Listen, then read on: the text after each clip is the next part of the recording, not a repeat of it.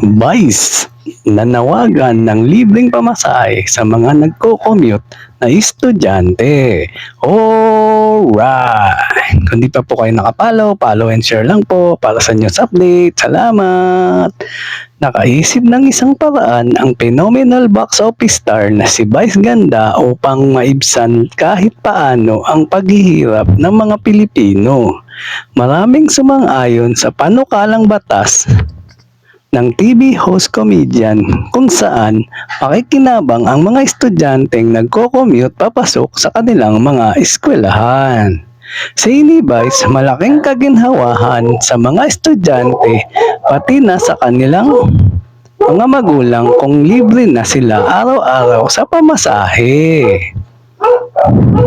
Sa segment na Step in the Name of Love ng It's Showtime, napag-usapan nga ang tungkol sa mga baon nila noon kapag pumapasok sa eskwelahan. Alam mo, parang bigla akong naisip, parang magandang proyekto o batas yung mga bata, yung mga estudyante, wala nang bayad sa pamasahe. Simulang chika ni Vice Ganda. Patuloy pa rin niya sa pwedeng gawing sistema sa kanyang succession.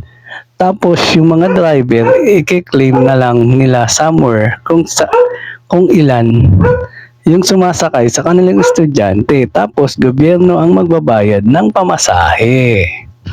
Ang katwiran ni Vice, kapag nangyari ito, hindi mauubos ang baon ng mga estudyante na maaari nilang magastos sa iba pa nilang mga pangangailangan sa eskwelahan o sa kanilang mga tahanan. Dapat makaisip yung gobyerno ng mga paraan sa makakaawas sa mga suliraning pananalapi ng mga tao, kasi hindi naman nila itinataas ang sweldo ng mga manggagawa eh.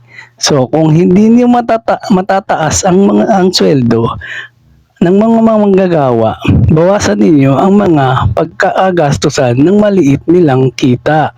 Paliwanag pa ni Vice.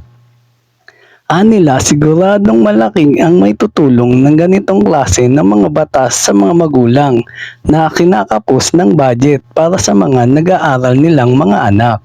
At yan ang totoo. Alright! Thank you for watching po. Follow for more videos. Salamat!